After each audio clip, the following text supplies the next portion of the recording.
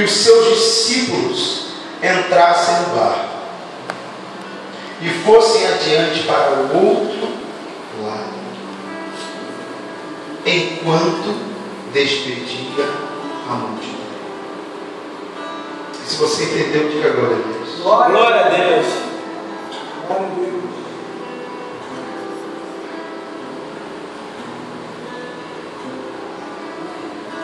Eu quero deixar uma palavra simples para você nessa noite, preste atenção. Eu não sei se você sabe, talvez você não sabia disso, e se você não sabia, eu quero te esclarecer. Se você sabia, eu gostaria de te lembrar nessa noite, que todo cristão, ele precisa ser aprovado por Deus. Todo cristão precisa passar por uma aprovação. Mas para que ele seja aprovado por Deus, ele precisa ser aprovado.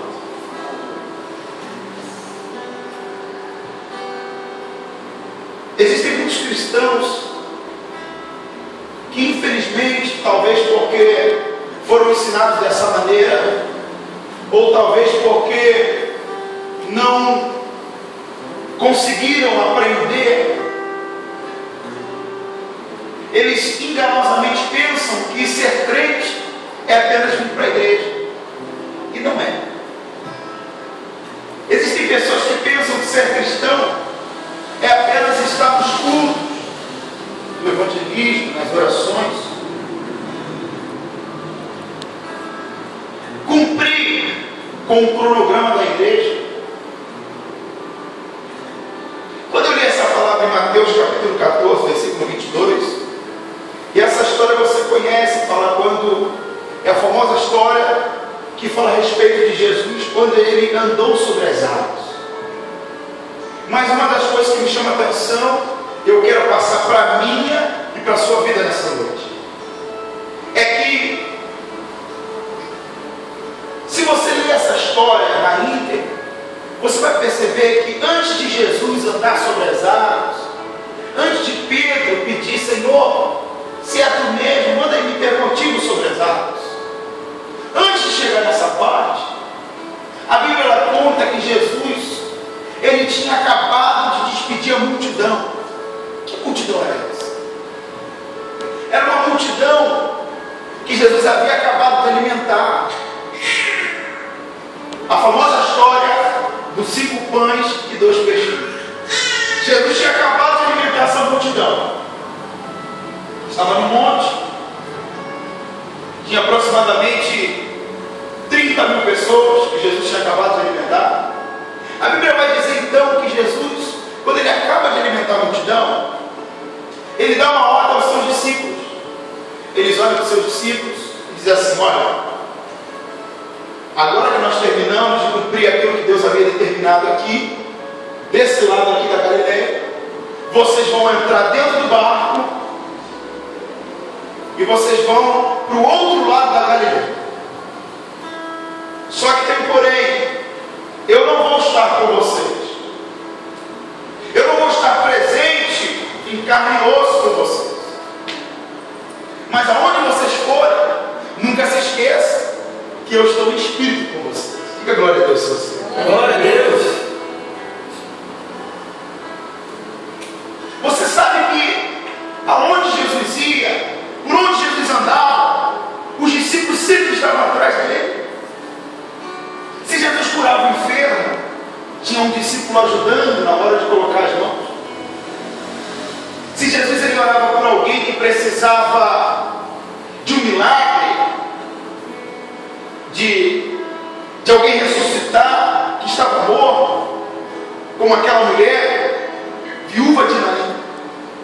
E quando estava passando, Jesus disse: pare o funeral, abre o caixão, e ressuscitou aquele menino. Todo lugar que Jesus ia, os discípulos estavam com ele. Quando Jesus terminara de abastecer todo aquele povo na multiplicação dos pães e peixes, os discípulos estavam com ele. Quando ele pediu onde está o pão para alimentarmos a multidão? Foi um dos discípulos que disse: Senhor, nós só temos aqui 200 dinheiros. Jesus disse: isso não é suficiente. Aí veio outro discípulo: Senhor, temos aqui um menino que ofereceu 5 pães e 2 peixes. Então podemos ver na história que aonde Jesus estava, o que ele fazia, por onde ele andava, os discípulos estavam junto com ele. Glória a Deus. Os milagres que Jesus fazia, os discípulos presenciavam junto com ele. Os discípulos viam as curas, as libertações, as ressurreições de mortos. Mas uma coisa interessante nessa palavra é que existem momentos em que nem sempre Jesus ele vai estar junto com os discípulos.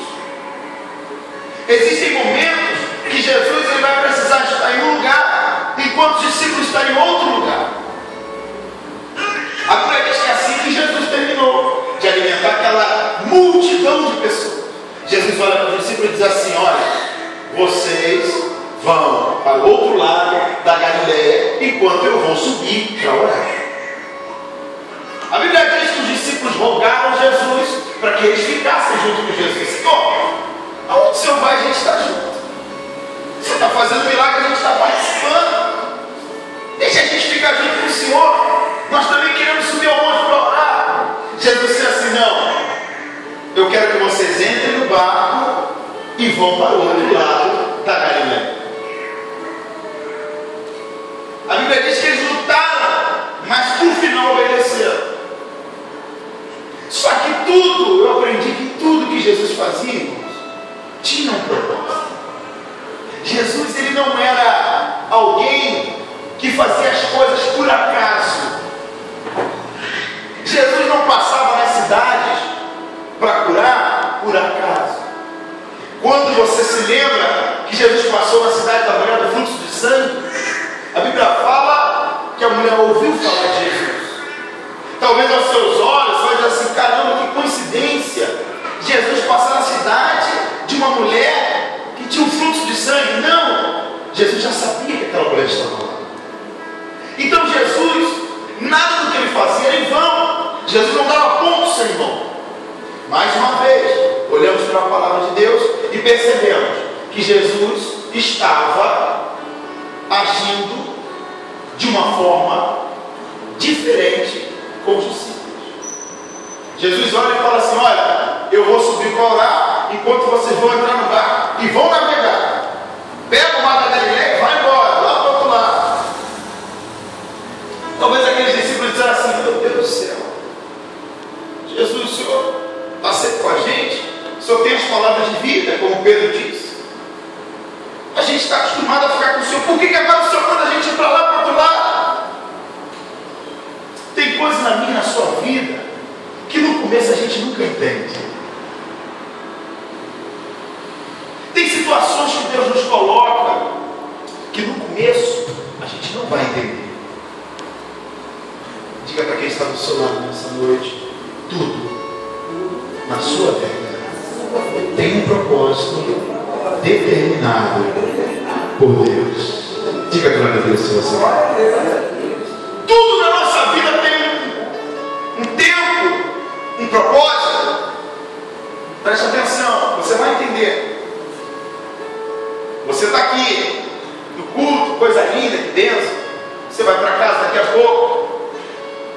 Aí você pega, entra no carro. Eu não sei se você tem um carro. Se você tem um carro, você entra no carro, tá, vai dirigindo.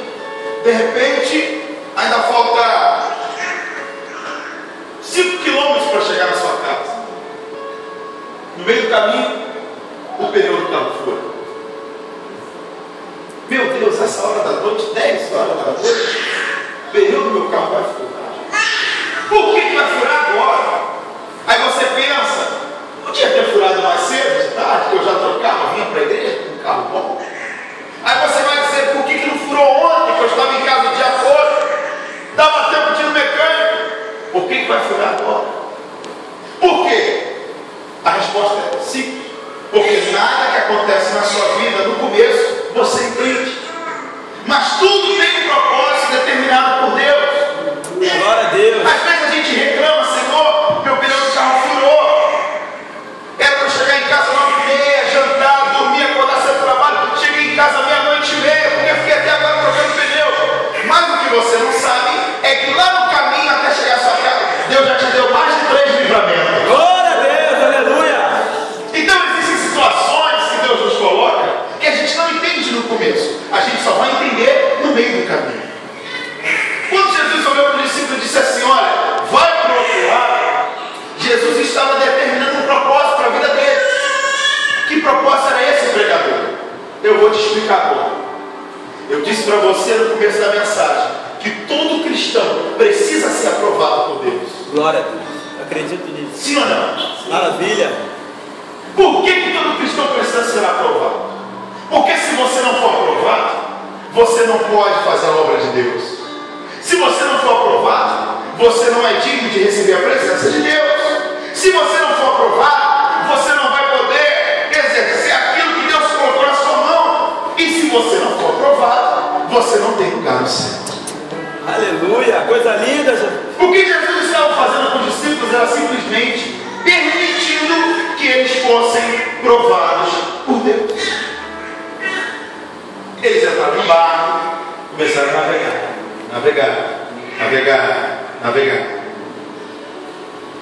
A Bíblia diz que no calar da madrugada as ondas começaram.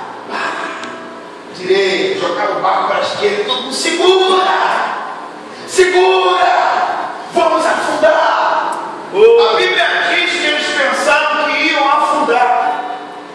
Por quê? Porque eles estavam acostumados a andar com Jesus o tempo todo, mas naquele momento Jesus não estava com eles. Você vai entender o que Deus está falando para você.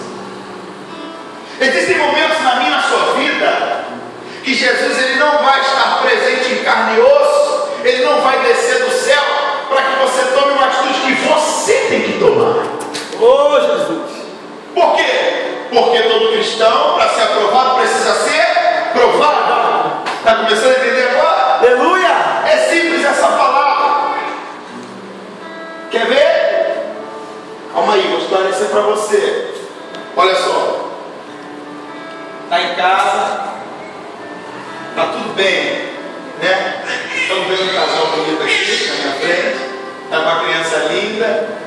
De repente, eles estão em casa, felizes, jantando, o pai chegou do trabalho, a esposa fez a janta para ele, né? A luta de cada dia. De repente ela percebe que a filha dela começou a tossir. Começou a tossir. E tossiu a noite toda. E está a manhã toda tossindo. De repente ela percebe que a filha dela está com uma enfermidade. Imagina como ficaria o coração deles que são pais. Meu Deus, minha filha está enferma. Meu Deus, vamos levar ela para o médico. Senhor, o que está acontecendo? De repente a criança, você leva ela no médico, em vez dela melhorar, ela piora. E de uma tosse vem uma coqueluche, febre de 40 graus. Daqui a pouco sua filha está entre a vida e a morte. O que vem na sua cabeça? Meu barco vai afundar. Minha filha não vai suportar uma criança. Quando os discípulos estavam dentro do barco, a primeira coisa que eles pensavam, bom, as ondas estão batendo para lá e para cá, a qualquer momento o barco vai afundar. Cheio de gente dentro do barco, a qualquer momento esse barco vai tomar, vamos virar e todo mundo vai morrer. Cadê Jesus nessa hora? Não é assim às vezes que a gente pensa?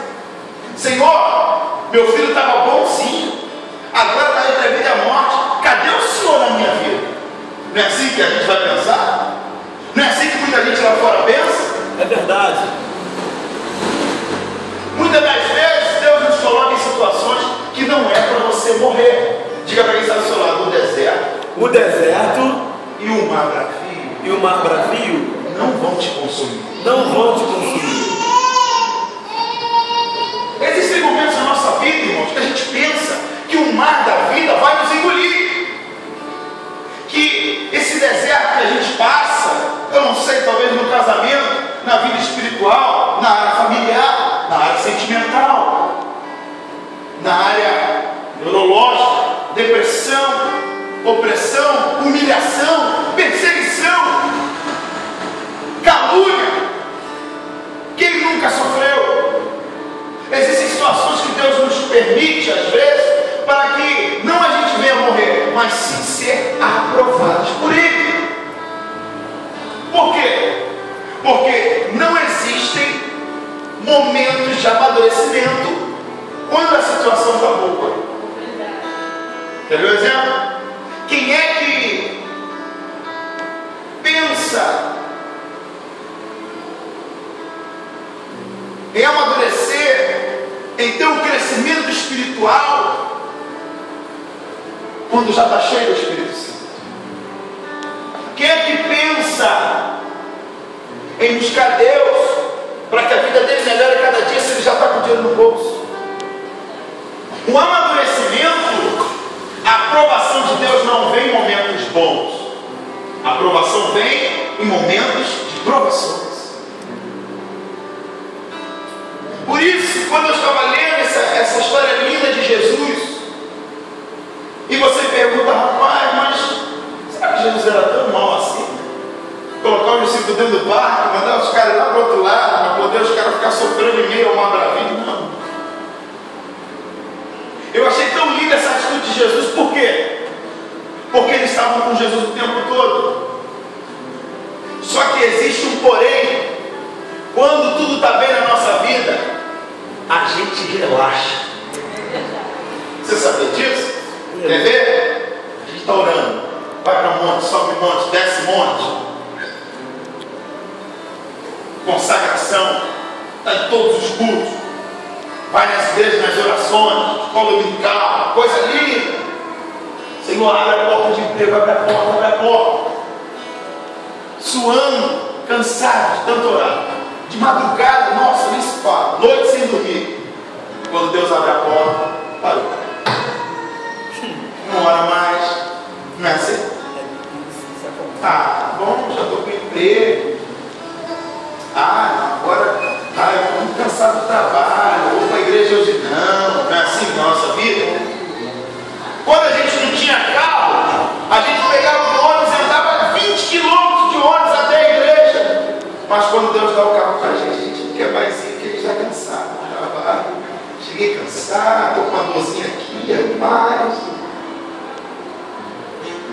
Aqueles discípulos estavam andando com Jesus o tempo todo, ou seja, existia um momento em que eles já estavam encostados em Jesus.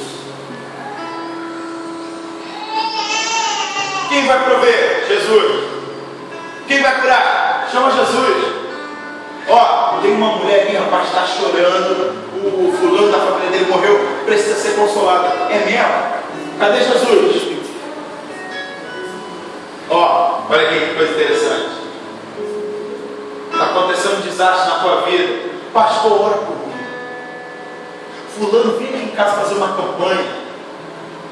Aconteceu um problema de saúde na vida do filho. Fulano, vem aqui orar pelo meu filho.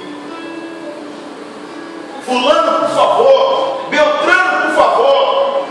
Só que o que Deus quer é que você ore pelo seu filho. Aleluia! O que Deus quer é que você seja aprovado para ser aprovado por Ele. Desse jeito.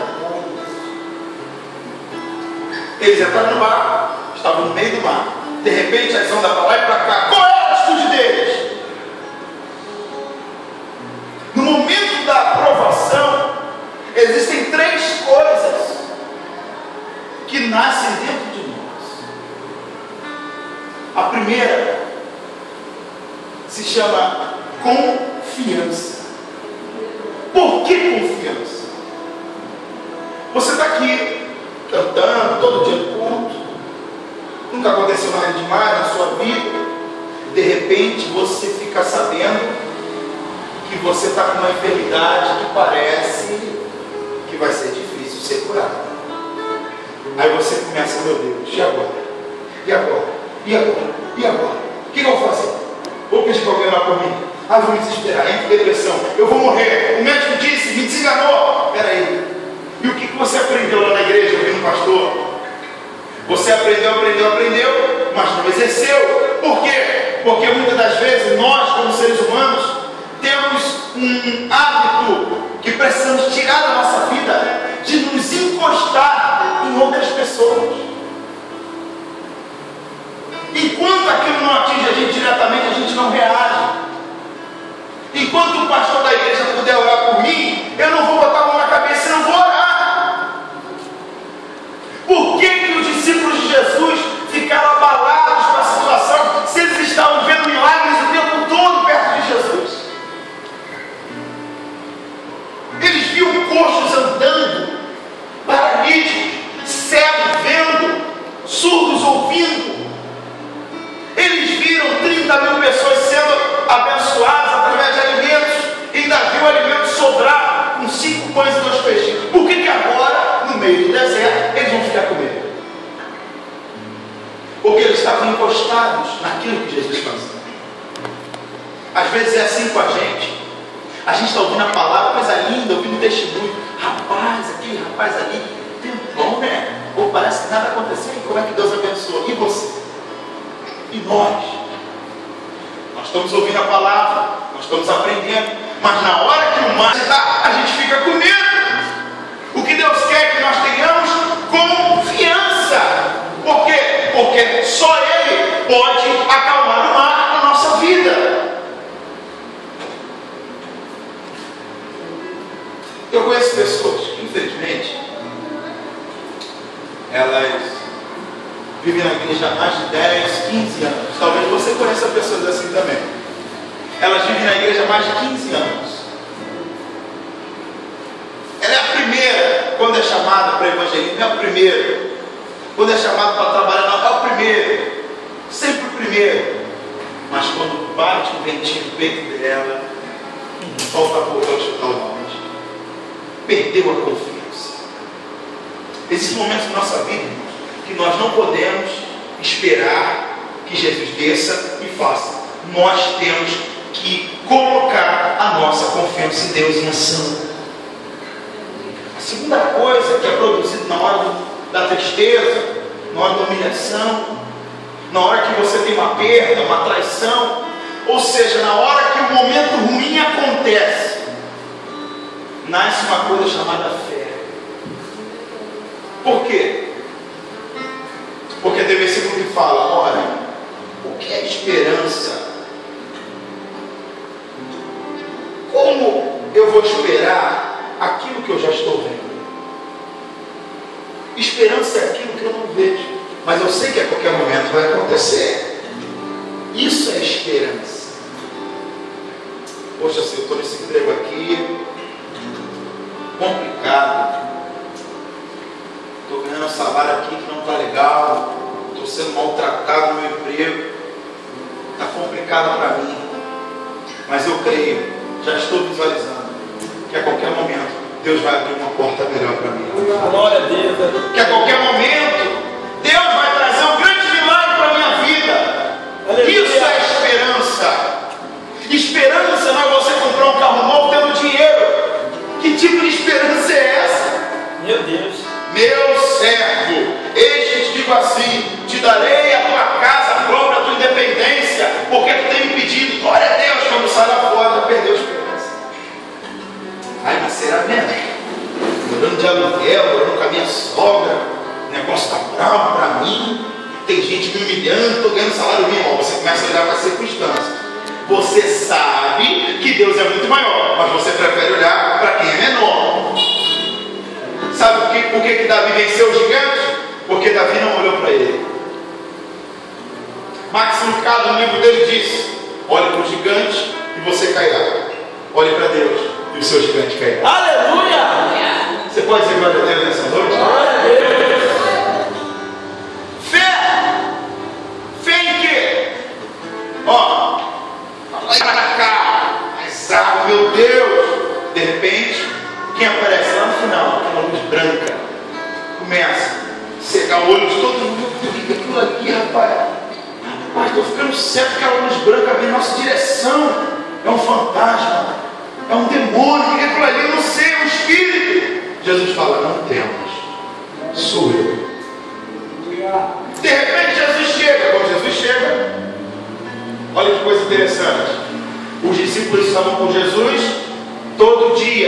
toda hora, todo instante. Oravam com Jesus, comiam com Jesus, dormiam com Jesus, presenciavam os milagres. Quando Jesus aparece, ninguém reconhece ele. Meu Deus. Por quê? Porque existem momentos na nossa vida que a gente prefere olhar para as circunstâncias do que para Jesus que está na nossa frente. Quando a gente olha para as circunstâncias, a gente não consegue reconhecer que Jesus é muito maior do que elas. Jesus chega, Jesus chega, sou eu. Jesus está aqui, pertinho de mim. Aí Pedro, Senhor, é tu mesmo? Sou eu, Pedro. Acabei de falar com vocês agora do outro lado, eu mandei você vir para cá.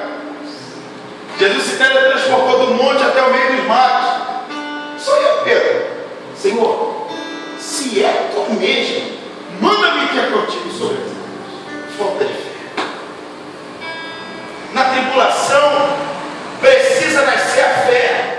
Por quê? Porque é a fé que vai fazer com que você reaja ao impossível e veja o milagre que Deus tem para você. Maravilha.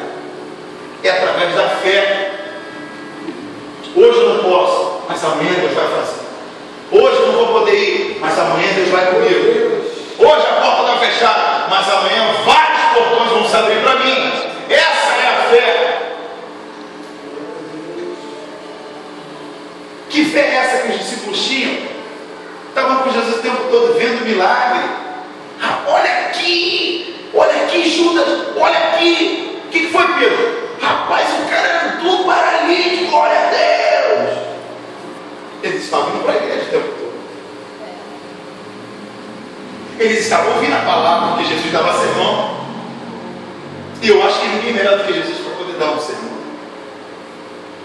Eles ouviam todos os sermões que Jesus dava. Quem olhava para eles dizia assim, cara, esses caras são férias. Esses caras são super crentes, estão do lado de Jesus. Os caras devem fazer cada prodígio. Não adianta eu e você vir para a igreja se primeiro a gente ainda não foi aprovado por Deus. Glória a Deus. Você vai entrar, sair, entrar, sair, entrar e sair. E quando a situação adversa vier, você vai querer chutar o balde na primeira. O que Deus queria é que eles usassem a confiança que Deus ensinou. Deus queria que eles usassem a fé que Jesus tinha na hora de fazer o milagre. Pedro, dá tua mão aqui. O que foi, Jesus? Dá tua mão aqui, rapaz. O que você quer com a minha mão? Bota a mão aqui no olho dele. O que foi? Bota a mão nele. Usa autoridade. Em nome de Jesus. Senhor, o que o Senhor fez? Eu não, Pedro. Foi a tua fé. Aleluia. Mas na hora da tempestade, que Jesus não está perto, não é assim na nossa vida? Cadê Jesus agora? Jesus está lá, dentro de você. A última coisa que precisa nascer na hora da tribulação da nossa vida é a autoridade. Deus faz nascer confiança, fé e autoridade. Por que autoridade? Porque a autoridade que você vai ter que usar para que Satanás não venha se manifestar na sua vida. Quer ver? Por exemplo, você está vindo para a igreja, coisa linda e tal. De repente, seu filho, que sempre foi tranquilo, quietinho, começa a ficar agitado. Fala aí para cá, fala aí para cá. Começou a ver um desenho em casa que não era para ver, aí começou a ficar agitado. Você percebeu que ele está agitado. Meu Deus, meu filho está estranho, está agitado, o que eu vou fazer? Menino, vem para cá, e o garoto não te obedece. Vai para lá e o filho não obedece. Vai e quebra as coisas. Não era assim, começou a ficar assim. Começou a assistir coisa que não deve. Começou a ficar agitado dentro de casa. Aí você leva ele no psicólogo, não adianta de nada. Você leva ele no médico para saber se ele é hiperativo, não adianta. O que Deus quer é que você use autoridade. Senhor, em nome de Jesus, eu profetizo calma, paz na vida do meu filho. Tudo aquilo que esteja perturbando a mente do meu filho, eu jogo por terra, ritual espiritual, em nome de Jesus. Glória a Deus. Porque existem problemas que uma palavra só não vai resolver. Tem que haver oração, tem que haver autoridade. O que aconteceu? O Marcos jogando barro, finalizando a mensagem. barco sendo jogado para lá e para cá, para lá e para cá, para lá e para cá. De repente Jesus chega assim: Senhor, é tu mesmo? Então me chama, Senhor, eu quero acreditar que é o Senhor, me chama. Vem cá, Pedro, vem. Aí Pedro começa: eu acho que é ele mesmo aqui, estou andando, é ele mesmo. Aí de repente: será? Não, será que não é um espírito não, do mal que está tentando se materializar? Começou a afundar. Estava vendo os milagres esse tempo todo. Na hora de usar a fé, não consegui. Jesus pega: vem cá, Pedro, não vou deixar você afundar não. O que eu estava fazendo com você e com os discípulos era provar vocês, porque eu quero aprovar para uma grande obra que eu tenho na vida de vocês. Aleluia! Porque assim como que eu curei, eu quero que vocês curem também. Assim como eu confio no Pai que está no céu, eu preciso que vocês usem a confiança que eu dei para vocês. Assim como eu tenho fé para curar os enfermos, vocês têm que aprender a ter fé para poder superar as tribulações que vêm no caminho de vocês, mesmo não estando presente de corpo. Assim como eu vou usar a autoridade agora, porque a Bíblia fala que quando Jesus entrou no barco, a tempestade se acalmou. Era a autoridade que Deus deu na mão de vocês, para que vocês usem na vida, no cotidiano, na sua casa, na vida do seu filho, no seu casamento. Autoridade. Bendito és tu. Deus, finalizando essa mensagem, Deus, Ele não quer que nós venhamos simplesmente ser frequentadores,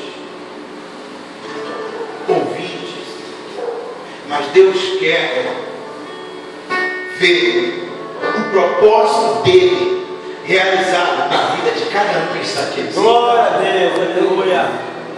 Deus quer que você coloque em prática tudo que você está vendo e ouvindo aqui nessa noite. Quando chegar no momento que as situações adversas chegarem na sua vida, não fique chateado não. Saiba tirar proveito da situação. Meu Deus, marquei de ir para aquela festa hoje. Poxa, estava doido para ir, choveu. A festa do casamento de um primo meu era longe, mas como choveu, não tem como, está chovendo muito, está tudo alagado. Meu Deus, por que eu não fui nessa festa? Você não sabe, às vezes Deus está dando livramento no caminho. Às vezes quando você chegar na festa, pode acontecer alguma coisa que venha querer tirar você da graça. Meu filho ficou enfermo, é dele. E o que você vai fazer? Você vai ficar sentado, só sendo ouvinte? Ou você vai usar a autoridade que Deus colocou na sua mão? Senhor, eu não sei se essa enfermidade